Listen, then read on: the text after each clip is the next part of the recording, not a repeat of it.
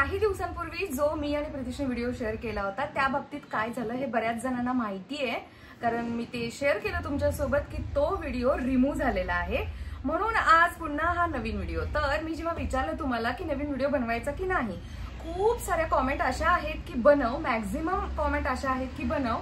काहींनी काळजीपोटी असं व्यक्त केलंय त्यांचं मत की चॅनलला काही इश्यू व्हायला नको तुमच्या. तर आम्ही आता आज ती काळजी घेऊन पुरेपूर हा व्हिडिओ बनवणार आहे, जेणेकरून खरंच लहान मुलांना 5वी 6वी पासूनच्या मुलांना किंवा 8वी 9वीच्या गायडन्स मिळू शकेल प्रीतीशकडून थोडंफार ॲटलिस्ट. आणि मला ना खरंच जेन्युअनली असं वाटतं की आम्हाला काही गोष्टी माहिती नव्हत्या जेव्हा प्रीती 7वी 8वीला होत्या, त्या आत्ताच्या पॅरेंट्सना कळाव्या.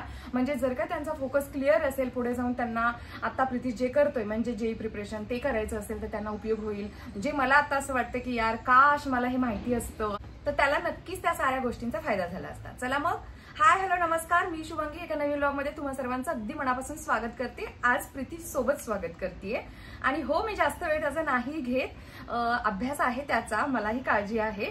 बट त्यालाही असं वाटलं की त्याच्याही मनाला खूप हुरहुर झाली की कसा काय मम्मीचा व्हिडिओ रिमूव्ह केला युट्यूबनी. त्यानेही खूप पाहिलं, त्यानेच काय टाकलं होतं ते करेक्शन एडिट करून केलेला पार्ट त्यांनी सांगितलं.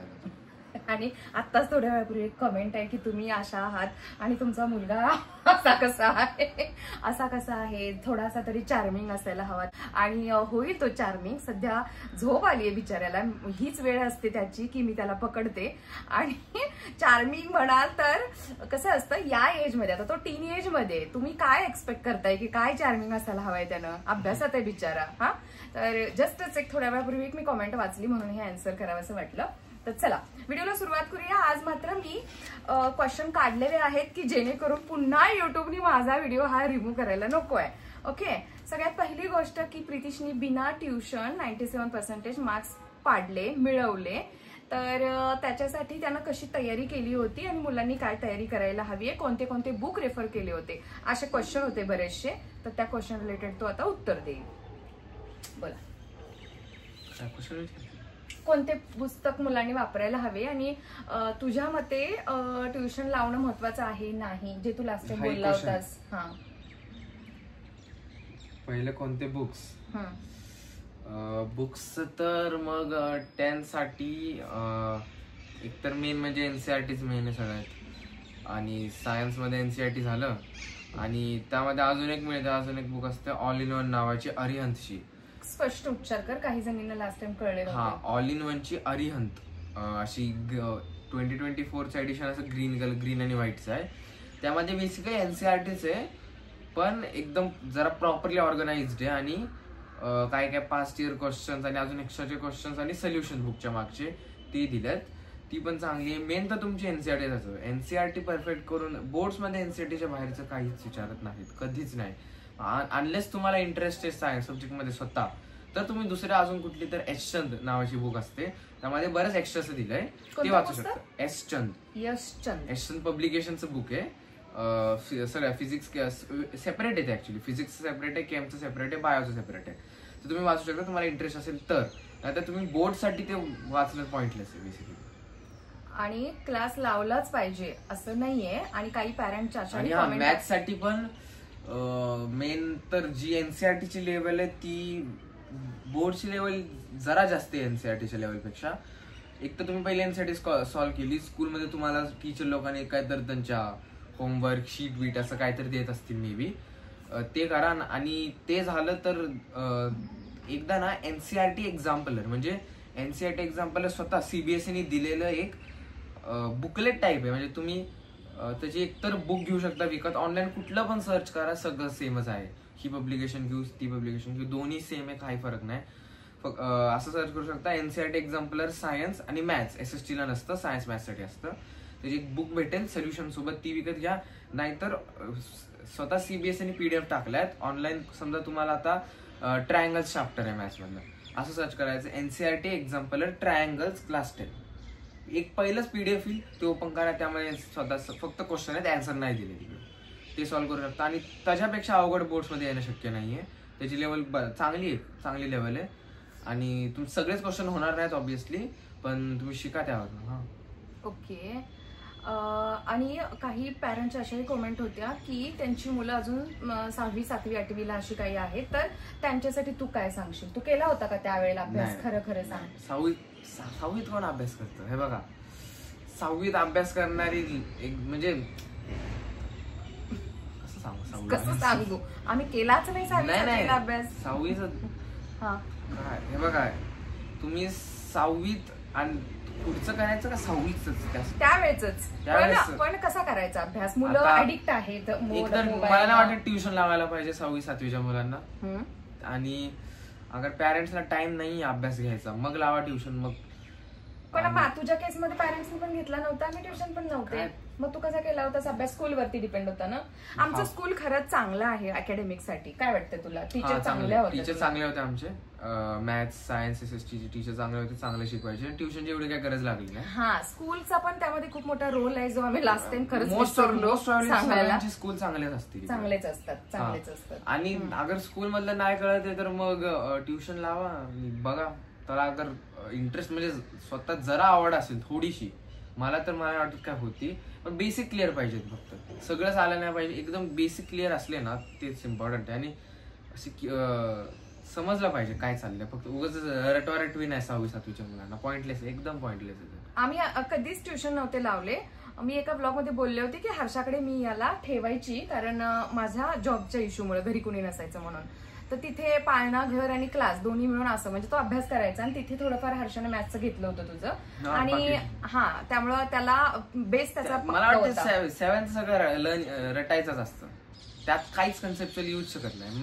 म्हणून तुम्ही सोडून द्या 7th मध्ये. एकदम बेसिक क्लिअर करायचं बघा. बेसिक चांगलं असायला हवं. काय पोएम लर्न करत बसवणार आहे? आता करायचं तर करा, आता मग करायला असं काही नाही, करा. आणि तो काय बोलतोय की 6वी 7वी 8वी पर्यंत ट्युशनची गरज नाहीये.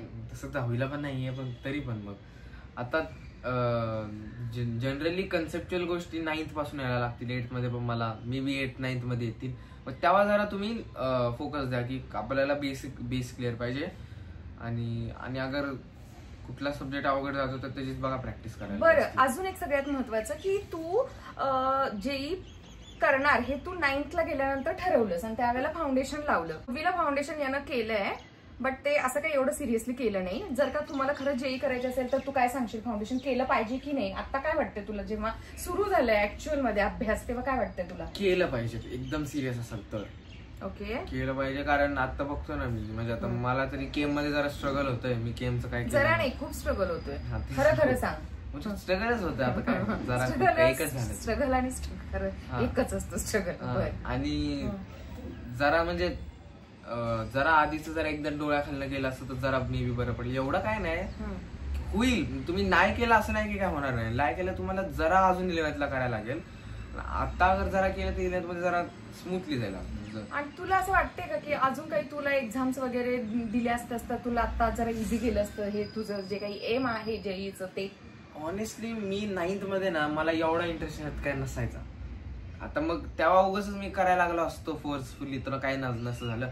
इंटरेस्ट असेल तुमच्या मुलाला, तुम्हाला दिसतंय की तुमचा मुलगा मॅथ्स आवडतंय, मॅथ्स करतोय, तो स्वतः म्हणतोय मला आवडतंय, मग तुम्ही जरा त्याला एक्सपोजर द्यायला ट्राय करा. त्याला आवडेलच मोस्ट ऑफली. असे पझल सॉल्व्ह करायला आवडतात, प्रॉब्लेम सॉल्व्हिंग, कुठला तर लॉजिकल थिंकिंग असं अगर आवडतंय त्याला. खूप सगळेच असतात, असं तुम्ही फोर्स करू नका. काय काय मी तर नव्हतं, मला माहितीये काय काय असतील हुशार एकदम, त्यांना द्या, ते मोस्ट प्रॉब्ली करतील, त्यांचा इंटरेस्ट त्यात येईल. कोणत्या एक्झाम देणं गरजेचं आहे? कुठली तर ते स्कूल आले फालतू SOF नका देऊ. ते ऑलिम्पियाड नसतात, ते काहीच नाहीये. ते तुम्ही एकदा खरं ऑलिम्पियाडचा पेपर बघितला, जी पहिली स्टेज आणि ती बघितली, ते कम्पेअर सुद्धा होत नाही. SOF तुम्ही असंच म्हणजे द्यायचं तर द्या, एवढं काय नाही. त्याला काय सेपरेट अभ्यास नका करू. करायचं तर प्रॉपर मोस्टली कोचिंग लावा कुठली तर ऑलिम्पियाडसाठी मला वाटतं. कारण असं तर ऑनलाईन ऑलिम्पियाडसाठी ऍक्च्युली वेदांतूचं ऑलिम्पियाड कुठले म्हणतोय मी सांगतो. पहिलं मॅथ्सच म्हणतोय मी. मॅथ्स मध्ये IOQM नावाची असते. लास्ट टाइम कळला नव्हता प्रोनाउन्स. IOQM साठी, मॅथ्स साठी. म्हणजे लास्ट टाइम एक कमेंट होती की ज्यांना कळलं नव्हतं की कोणती exam. IOQM Indian Olympiad qualifier in mathematics. एक मॅथ्सची एक्झाम असते, गव्हर्नमेंट एक्झाम आहे ती. HBSCS ऑर्गनायझेशन त्यांनी कंडक्ट केली जाते. ती एकदम प्रॉपर ऑलिम्पियाड आहे. ती प्रॉपर मॅथ्स आहे. अगर तुम्हाला खूप ज्यांना इंटरेस्ट आहे, पहिलं सांगतो, उगाच तुम्ही नका ट्राय करू. ते 99% मुलांना ते झेपणार नाही. मला सुद्धा नसतं झेपलं, मला माहिती, मला आता सुद्धा होत नाही. ज्यांना तुम्हाला वाटतं त्यांच्यात इंटरेस्ट आहे त्यांना ती करायला हवा. म्हणजे अगदीच हुशार मुलांसाठी. हा बेसिकली. आणि बऱ्यापैकी जे इंटरेस्ट पाहिजे, हुशारपेक्षा इंटरेस्ट पाहिजे. आज आमचा इंटरेस्ट नव्हता, जो आमचा 9वीत आल्यानंतर डेव्हलप झाला. 9वीत पण नाही, 10वीत डायरेक्ट 10वीतच झाला. 9वीत पण नव्हता, 10वीतच होता. बर, ठीक आहे. मला असं वाटतं आणि हे मॅथ्स साठी झालं. जनरली सायन्स साठी पण ना काय असतं ते, तर फिजिक्स साठी NSCP असते. फिजिक्सची जनरली खूप कमी जण करतात, मोस्टली मॅथ्स करतात. आणि IJSO मे बी होते आता, IJSO माहित नाही एवढं मला. सायन्स साठी सर्च करा, तुम्ही भेटतील. गव्हर्नमेंट ऑलिम्पियाड एक्झाम बघा. आणि आता तू काय सांगशील की 10th वाल्यांसाठी इन शॉर्ट की तुम्ही NCERT वरती फोकस करा, जर का तुम्हाला विदाउट ट्युशन चांगले मार्क्स मिळवायचे असतील तर. आता स्टार्टिंगला सगळेजण ही बुक करतील, ती बुक करतील, टाइमपास काय. बोर्ड साठी NCERTच्या बाहेर काहीच येत नाही. SSC साठी तर कधी चुकून सुद्धा येणार नाही. तुम्हाला सगळं NCERT मधलं चालू होतं, पण आमचं जरा अवघड आलं तर ती गोष्ट वेगळी. पण ठीक, अवघड आलं होतं तुम्हाला जरा. आमचा पेपर पास पेपरपेक्षा जरा अवघड होता. तू एका ब्लॉग मध्ये बोलला होतास की 10th नंतर 11-12 साठी ज्यांचं ऑलरेडी CBSE आहे त्यांना CBSE का बेटर आहे तुझ्या मते? स्टेटचं कसं आहे माझ्या मतेच, तुम्हाला करायचं तर करा. मी स्टेटचं एकतर तुम्हाला ऍडव्हान्टेज सांगतो आणि मग डिसएडव्हान्टेज सांगतो. एकतर कशाची रिस्क नाहीये तुम्हाला. CBSE असं ते म्हणतात की डमी स्कूल बंद करणार, हे ते पण काय करत नाहीत. स्टेटचं तसं काही नाहीये. तुम्ही कुठल्या तर लोकल खूप सारे स्टेट कॉलेजेस भेटतील, तिथे घेऊ शकता डमी, काहीच इश्यू नाही. तुम्हाला ते कधीच बोलवणार नाही. प्रॅक्टिकल मे बी 1-2 महिन्यात 1-2दा बोलवलं तर ते सुद्धा मला नाही वाटत करतात. युनिफॉर्म नाही, काय नाही. एक्झामचं एकदम लिनियंट असतं, त्यांचं काहीच नसतं स्टेटचं. पण इश्यू कसा आहे स्टेटचा, तुम्हाला एंडिंगला 12thच्या बोर्ड्समध्ये 75% लागतात. आता तुम्हाला वाटत असेल की 75% काय, आम्हाला तर तेवढे येतील, तसं काय नाही. पण CBSE मध्ये 75 आणणं आणि स्टेटमध्ये 75 आणणं फरक आहे. आणि CBSE मध्ये तुम्हाला वाटेल की CBSEचा फिजिक्सचा पेपर अवघड आलता, पेपर अवघड येतात, स्टेटचे किती पेपर सोपा येतो, मला 75 येतीलच. ते तसं नाहीये. उलट तुम्हाला खोटं वाटेल. CBSE मध्ये 75 पाडणं सोपं आहे SSC पेक्षा. असं नाही, म्हणजे असं नाही की SSC मध्ये खूप अवघड आहे, पडतात. पण कसं अगर तुम्ही फक्त JEEचं प्रेप करताय ना, तुम्ही लोक मोस्ट जनरली तर कोण असं की चला आता मी स्टेट बोर्डचा अभ्यास करतो असं करत नाही कोण. अगर तुम्ही CBSE, आता मी CBSE मध्ये मला 2 महिने झालेत ऑलमोस्ट, मी तरी कुठला काही इंग्लिश बुक ओपन केली नाही माझी NCERTची. आणि म्हणजे जे बोर्डचं जे अभ्यास आहे 12thचा तसं आता काय नाही केला. पण तुम्ही स्टेटमध्ये असाल आणि तुम्ही घेतलंय तर मी तुम्हाला म्हणतो तुम्ही करा. कारण स्टेटला ना एकतर चेकर कुठले पण बोलवलेले असतात चेकर, त्यांचं कसे खूप सारे मी केसेस बघितले तिथं करेक्ट तुम्ही एक मेथडनी सॉल्व्ह केला. आता JEE 2 वर्ष मुलं अभ्यास करतात, त्यांची एकदम बुकिश मेथड नसते, एक बुकिश मेथड असते, एक बुकनी प्रॉपर सॉल्व्ह केलेलं. आणि एक 2 वर्ष JEEचा नीटचा अभ्यास केलेल्या मुलाची जरा वेगळी असू शकते. ती सांगता येत नाही गॅरंटी त्याला मार्क्स मिळतीलच का नाही. आणि म्हणून तुम्ही रिस्क नका घेऊ स्टेटची मी म्हणतोस. आणि घेतलीच म्हणजे असं नाही की ते काय खूपच रिस्की मिळत नाहीत, मिळतात. पण घेतली असेल तर आदनं आठवड्यातनं जरा वेळ देऊन जरा त्या बुकचा अभ्यास करा, एवढंच सांगेन. म्हणजेच CBSEला एक कुठला तर न्यूजपेपर मध्ये डेटा होता की, मी वाचत नाही न्यूजपेपर, पहिला सांगतो, मी बघितलेला ऑनलाईन की CBSE मध्ये काय तर 90च्या वर काय तर 1.5 लाख लोकांना भेटलेत आणि SSC मध्ये हाच नंबर काय तर 9,000 आहे.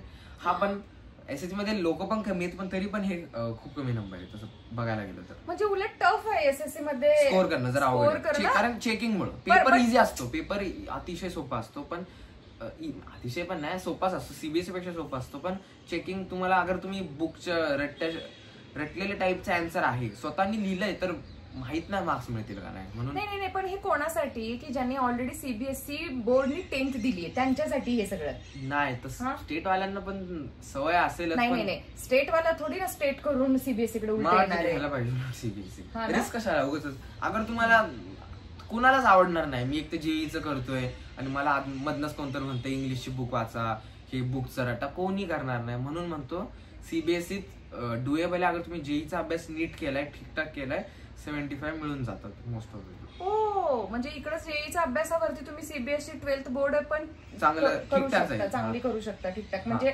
मिनिमम 75% पडतील असे. स्टेट मध्ये तुम्हाला ते जरा सेपरेट तयारी करायला लागते, सेपरेट तयारी. काही पॅरेंट्सचा असा क्वेश्चन होता की काळजी, जशी मलाही होती काळजी, की मुलाला मोबाईल पासून आणि टीव्ही पासून म्हणजे या दोन्ही गोष्टींच्या ऍडिक्शन पासून कसं दूर करायचं. तर मुळात पहिली एक गोष्ट की प्रितीशला माझ्या टीव्ही बघायला बिलकुल आवडत नाही. त्यानं जी काही टीव्ही बघितली असेल ती डोरेमॉन आणि टीव्ही मी पहिलं बघायचो जेव्हापासून पीसीए माझ्याकडे, मी टीव्हीवर तर नव्हतो जात आणि पहिले टीव्ही मोबाईलच असायचं.